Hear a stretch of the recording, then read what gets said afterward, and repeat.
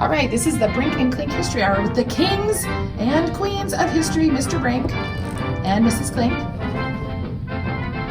But don't worry, it's not an hour. Well, how you guys doing? You know, it's our last week of Zoom together, so I'm going to try and be real quick with this video because I got some big stuff coming up here this weekend. The 17th is a big day for me. In case you don't know, it's my birthday. That's right, Saturday's my birthday. So in case you come back to school on Monday the 19th, or I'm sorry, the 20th, and you want to bring me a little present, you know, card, money optional, it's all right. This is also cutting off the circulation to my brain, so, whew, ouch. Pull that off for a little second. All right, what are we talking about? Well, we're talking about the colonies. We're talking about the colonies fighting back against English aggression.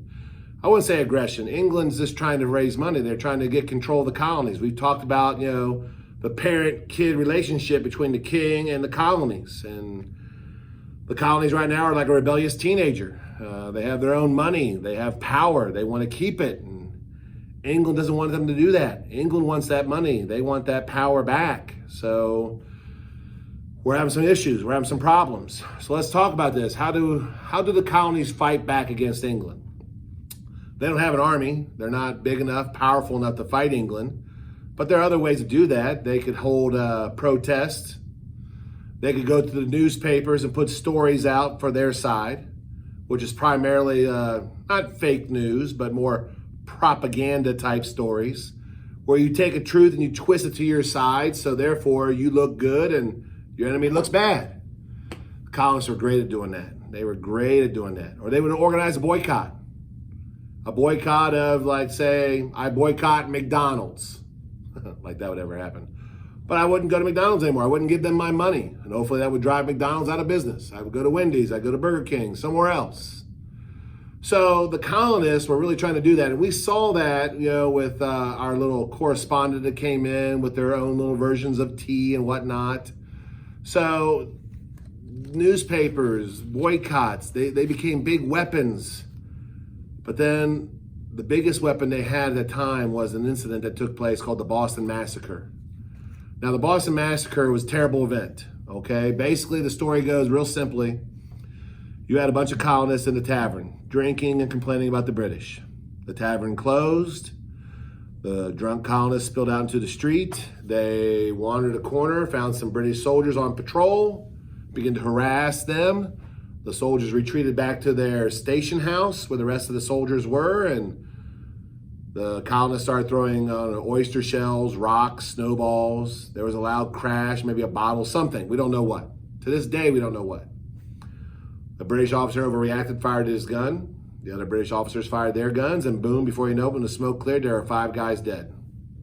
That's the real story. What was put into the newspaper was propaganda, the fake news.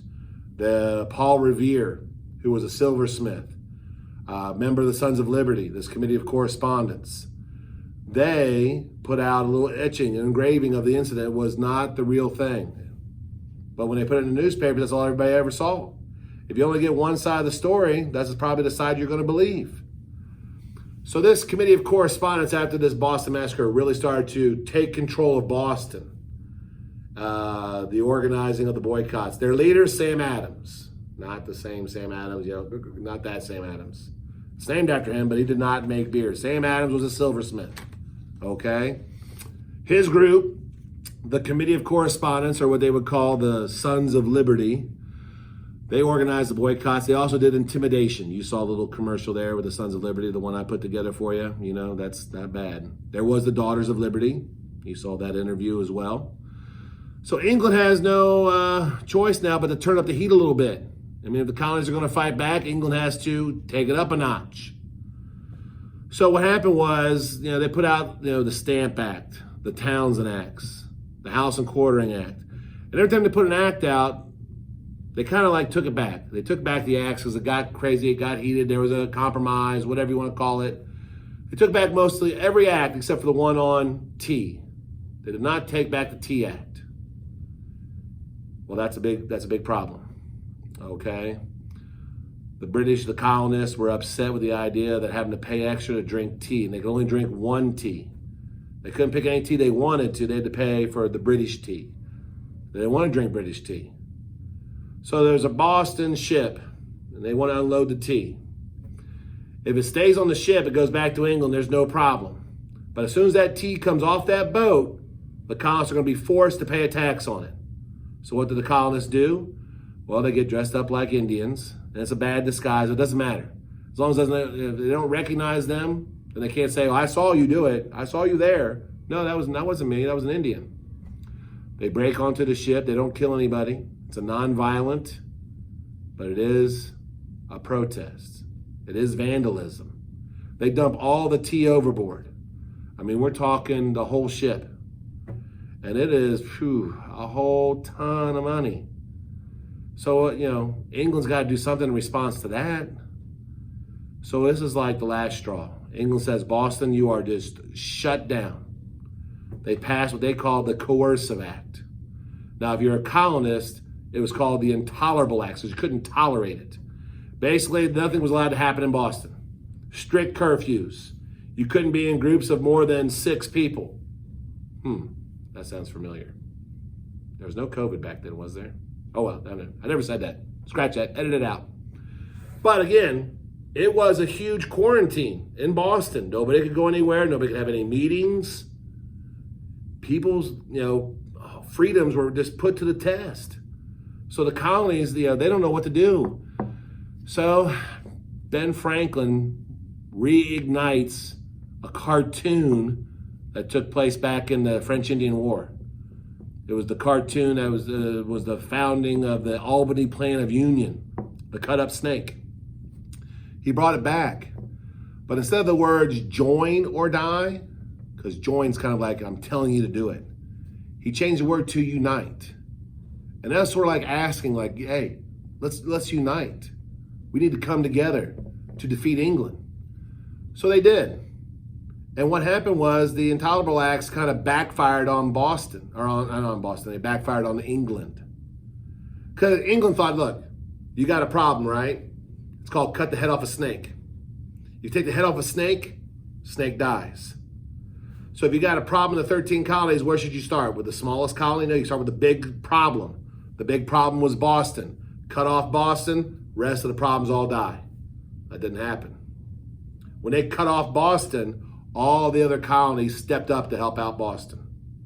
They smuggled in more goods for people that lived in Boston, okay, to help them suffer through the Intolerable Acts, okay? So England, well, they're upset.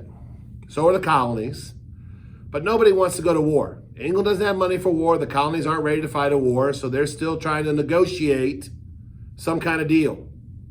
So what was started was the first Continental Congress was formed. They met in Philadelphia, and there was representatives from all 13 colonies.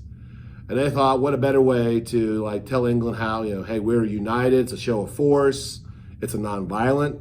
We're going to send a letter to the king saying, hey, please don't do this. We want 2 things. That's what they told the king in this letter. We want 2 things.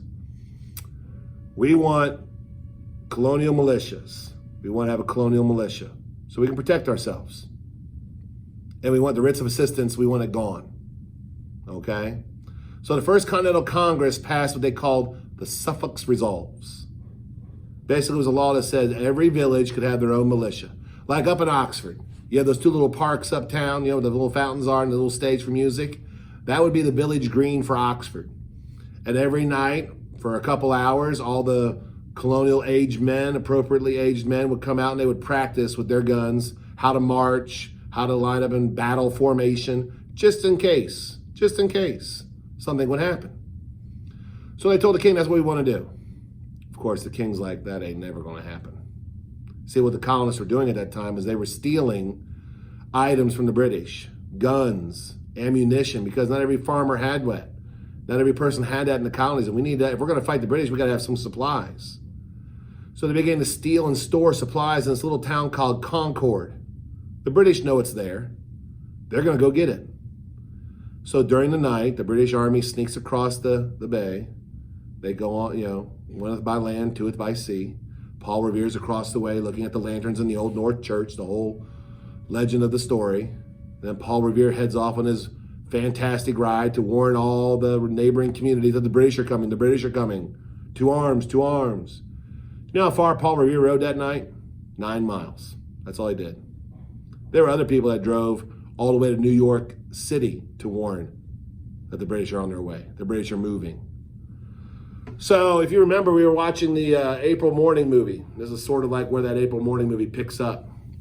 Basically what happens is the colonies all wake up. Lexington's the first obstacle for the British on their way to Concord. So the committee, the militia forms on the village green. They try to hold their ground. The British are going to march right through the group and, disarm them. Well, something happens. Something goes wrong. We don't know who did what. A shot was fired by somebody. The British open up fire, and all of a sudden, pretty much the war is on. And nobody is to blame because we don't know who fired the first shot. So all of a sudden, we're pretty much declaring war right now, even though it's not officially declared yet. Okay?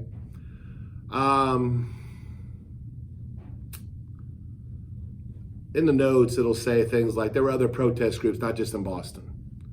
Up in Vermont, there were a group called the Green Mountain Boys. They were led by Ethan Allen and Benedict Arnold. And they had their own little Lexington and Concord moment. They took out Fort Ticonderoga, the pencil factory. They went in and stole all the supplies out of Fort Ticonderoga to give the British in Vermont and New Hampshire. Now Concord, by the time the British got to Concord after the Battle of Lexington, well, we had already moved everything. So when they opened up the warehouse in Concord, all they found were some sacks of flour and a couple bales of straw. We had moved all the guns. So the British had to march all the way back to Boston, kind of with their tail between their legs.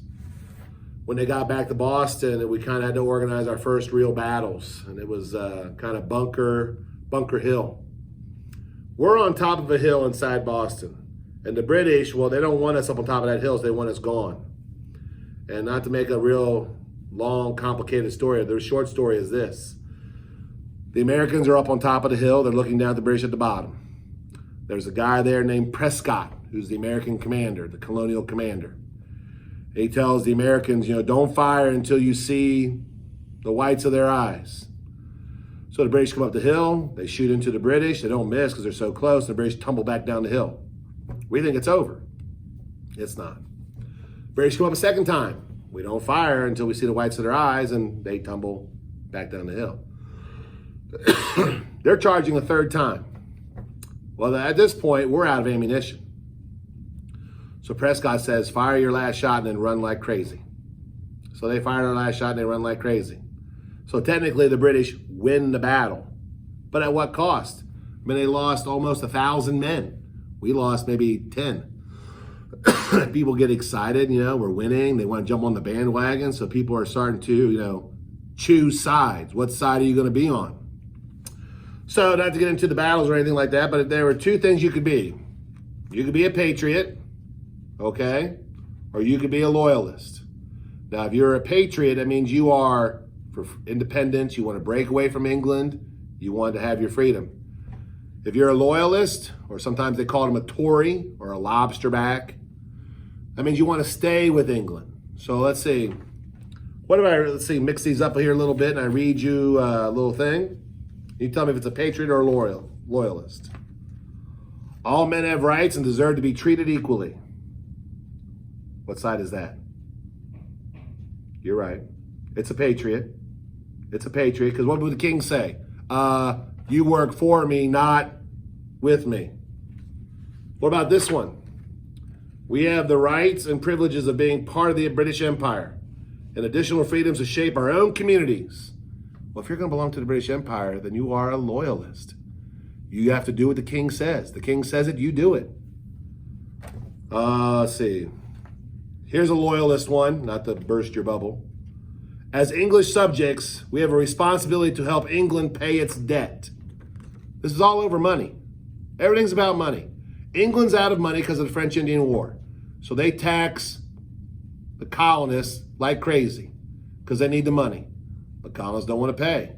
So England's like, look, if you want our protection, you got to pay for the protection. You can't have it both ways. This is the loyalist point of view. If you had a patriot point of view, we should boycott imported goods from England. Keep the money in America. Keep the money in the colonies. So here's our problem.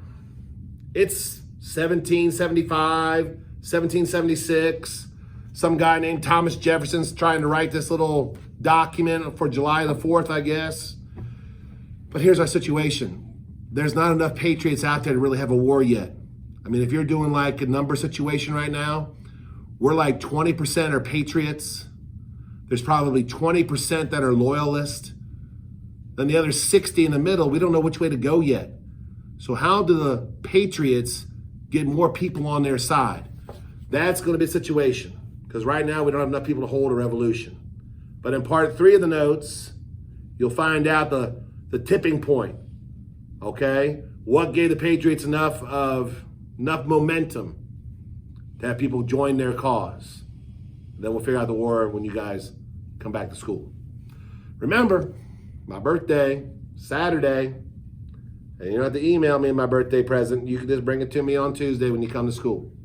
You know, card would be great. You don't have to put any money in it. It's okay. Maybe a cupcake. Well, you know, gluten-free. Trying to watch that. Bye-bye, everybody.